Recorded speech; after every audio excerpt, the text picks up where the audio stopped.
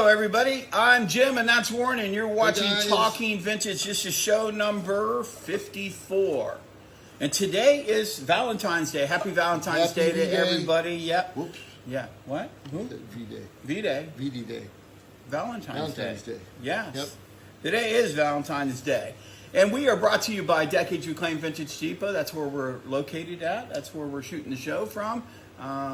So come down to Decades Reclaimed Vintage Depot, located at 502 West Brennan Road, Lakeland, Florida, 33813. That's us. Yeah, let's talk about some events that Decades has going on.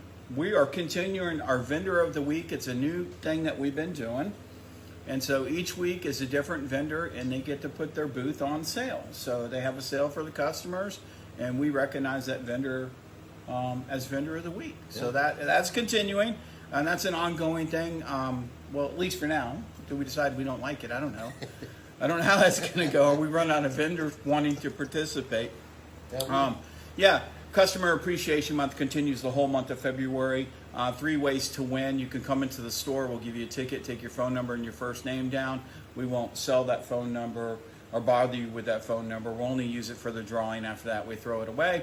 The second way to win is to actually like our page on Facebook. You're watching this on Facebook, so go and like the page, and that'll automatically enter you for that. If you've already liked the page, you're already entered. And then the last one is to follow us on Instagram.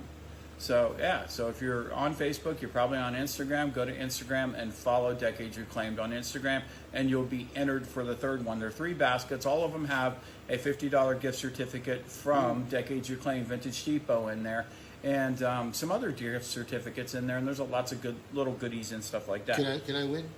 No, you cannot. You can't win? But Ruth Ann can. Oh, can she? Yeah, she could win. Yeah. All right. Okay, so moving on. Again, today is Valentine's Day, so we're not going to talk about anything in history, and we're not going to ruin Valentine's Day. We'll just stick with that. But we will talk about birthdays. Born on Valentine's Day is Florence Henderson. She's from Brady Bunch. Brady Bunch, very good. She passed away a few years Yes, back. she did. Yes, Yeah, she did. great lady though. And Jim Kelly, 4 Super Bowl appearances and quarterback. didn't win one. Right. Quarterback Yeah, for the Jim Buffalo Kelly, Buffalo Bills. Yeah, right? that's him. Yep. Okay, moving on. Let's talk about some vintage trends right now.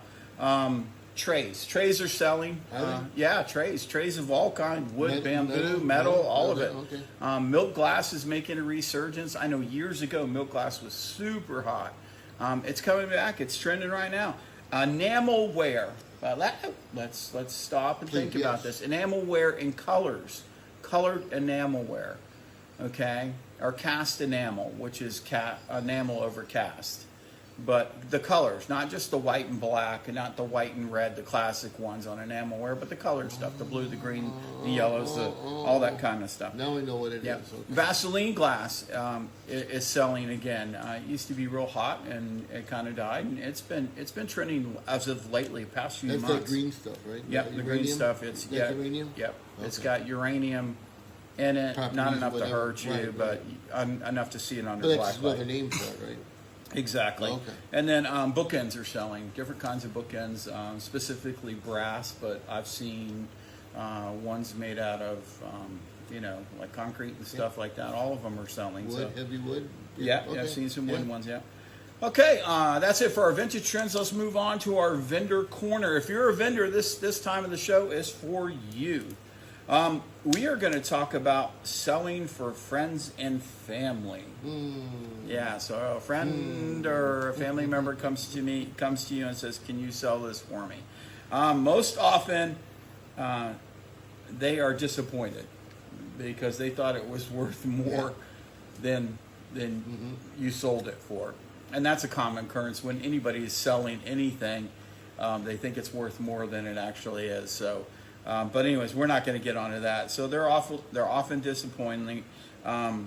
Rarely, as a vendor selling it for them, do you make any money because you see that disappointment and you probably tend on giving them the lion's share of it. But then you have all the back end costs associated with that. So the bottom line is tell them everything up front. Yep. I think it's worth this. I'm going to sell it for that. You can expect to get this. and if they say okay, then I think everything's Yeah, okay. yeah.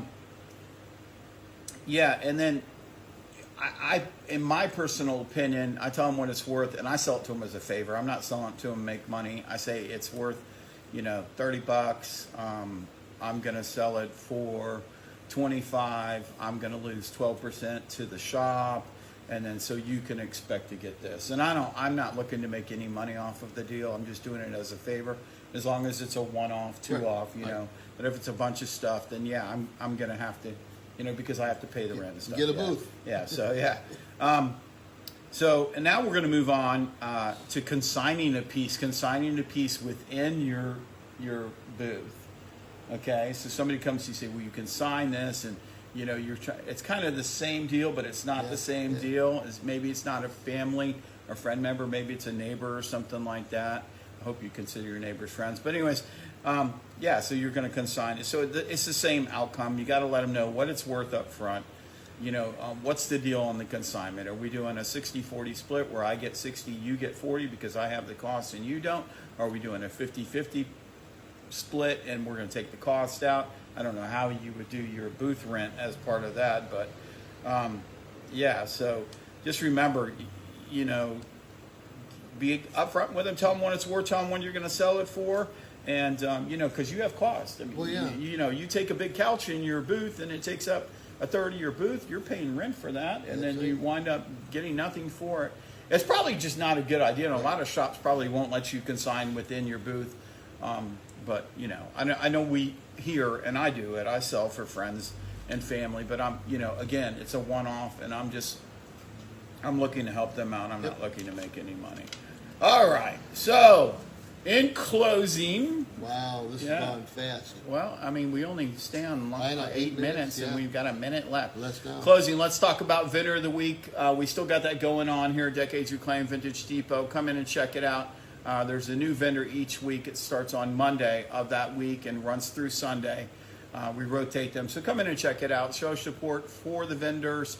You did it recently and you had 50% off. So, Warren will come back up again, maybe sooner than later if nobody else wants to do it.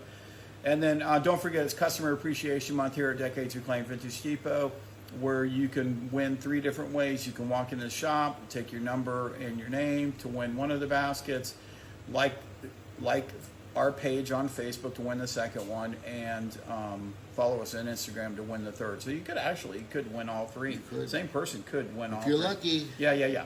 Okay, joke. What do you call chicken at the North Pole?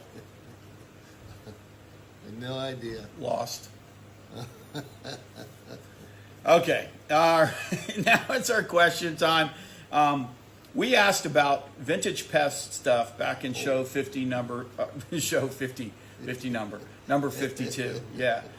We got a response. Oh, did we? Nancy West said that we asked is there such thing as vintage pet, and that was our question, and if so, what would it be? And she responded, Nancy West responded and said vintage pet carriers, and that she has actually sold them. Really? Yeah, vintage pet carriers. Okay. So who would have known? So yeah, we appreciate that, Nancy, for answering our question. And we're going to put another question out today. And our question today is morbid collectibles. What do you consider a morbid collectible?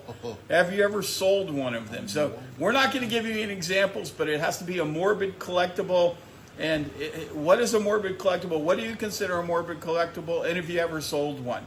So that's our question for today, and we'll talk about the answers that we get on another show. So I'm Jim. That's Warren. You've been watching Talking Vintage. Sorry we ran late. Have a great evening.